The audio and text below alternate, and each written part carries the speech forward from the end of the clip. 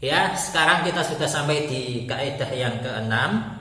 Ini saya agak gak enak badan ya, jadi mohon maaf kalau suara saya pelan. Nah, kaidah yang keenam ini bunyinya adalah al-hududu tasqutu bisyubhati.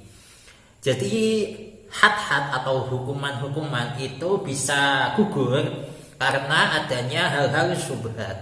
Ya, bagaimana penjelasannya? Ini dia.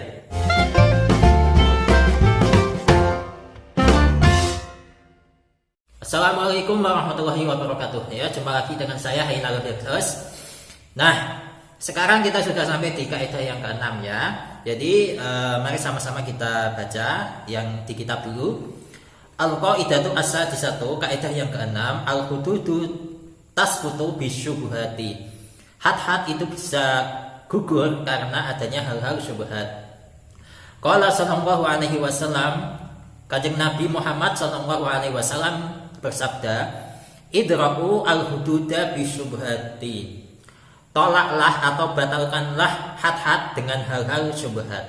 Jadi had itu bisa dibatalkan karena adanya hal-hal yang syubhat.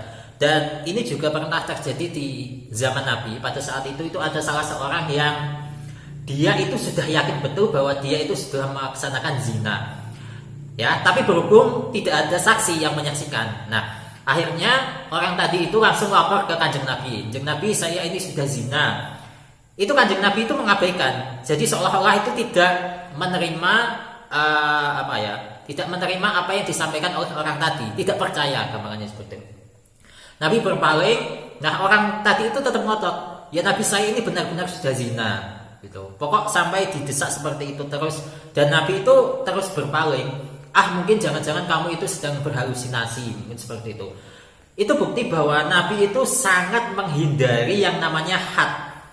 Ya, soalnya kalau sudah di had itu keputusan itu ya tidak bisa istilahnya itu ya sudah. Jadi lebih baik salah dalam memaafkan daripada salah dalam memberikan keputusan had. Ya, kalau misalkan kita salah dalam memberikan pengampunan ya sudah, nggak ada dampak apa-apa. Tapi kalau sudah salah menghukumi, misalkan dirajam. Kalau orang yang kita rajam sudah meninggal, masa bisa kita hidupkan kembali, kan enggak? Ya kan? Jadi lebih baik salah dalam memberikan maaf daripada salah memberikan had. Ya.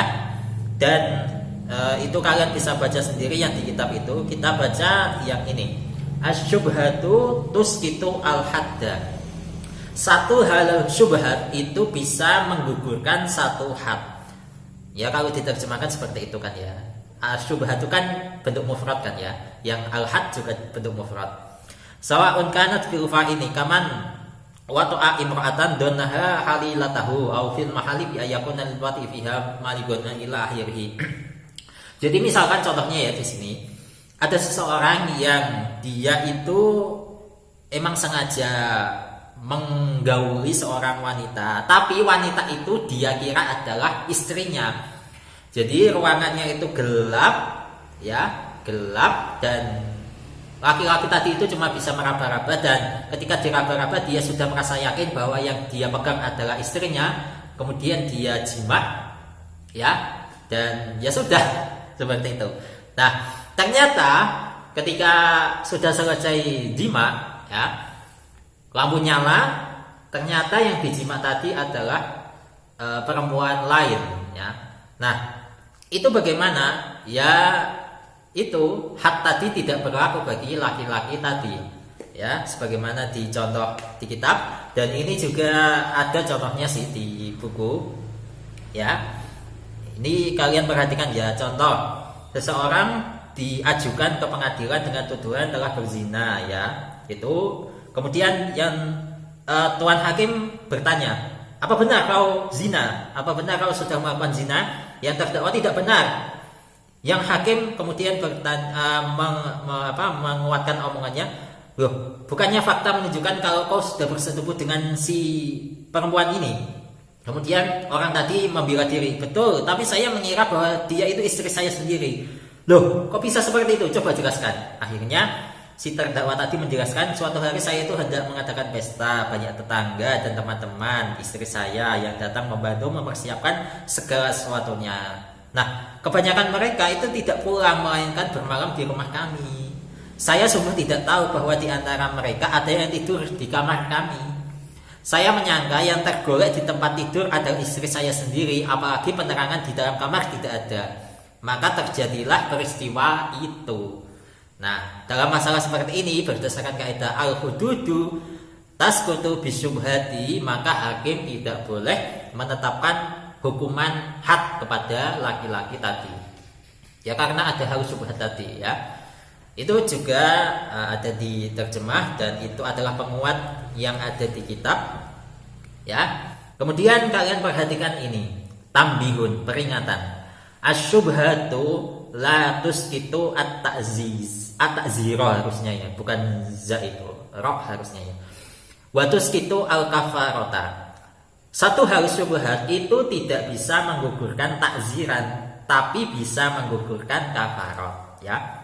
Di situ contohnya kalau jama'a nasiya saumi wal haji fala kafarata li syubhati, ya. Jadi misalkan ada seorang dia itu puasa Ramadan. Nah, kemudian dia itu lupa kalau dia itu berpuasa, ya tiba-tiba lupa gitu aja. Nah, pada saat itu dia melihat istrinya, kemudian dia itu greng, terangsang, akhirnya dijima. Nah, setelah selesai jima, sekarang kan bulan puasa, ngapain kamu jima istrimu? Iya tak? Ya Allah, astagfirullahaladzim, saya lupa kalau sekarang saya puasa, misalkan seperti itu ya. Nah, bagaimana hukumnya? Nah, ini bisa apa ya? Dia tidak membayar kafarat, ya, tidak kafarat yang memerdekakan budak itu atau puasa 2 bulan berturut-turut, enggak. Alasannya kenapa? Karena dia lupa. Itu enaknya orang lupa ya. Hukum itu bisa langsung apa ya, gugur seperti itu. Ya. Dan ini juga ada contohnya di terjemahan, ya. Itu tanbih yang pertama. Kemudian tanbih yang kedua, syurutus syubhati antakuna qawiyatan wa illa fala athara laha. Syarat dari benda syubhat atau hal syubhat tadi itu harus kuat. Manakala tidak kuat, maka tidak memberikan dampak apa-apa kepada had, ya.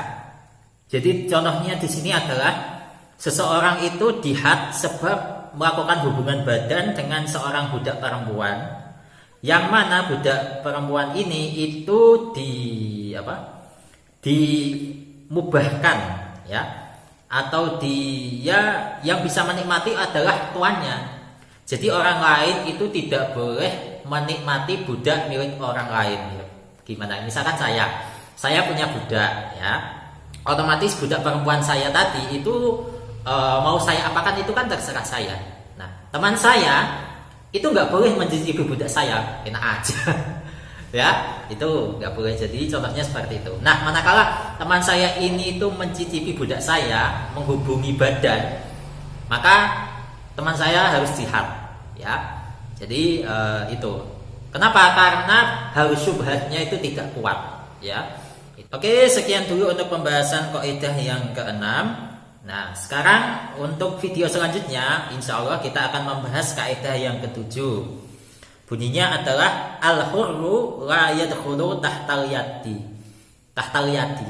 Orang merdeka itu tidak masuk di bawah tangan atau tidak dikuasai atau tidak di bawah perlindungan.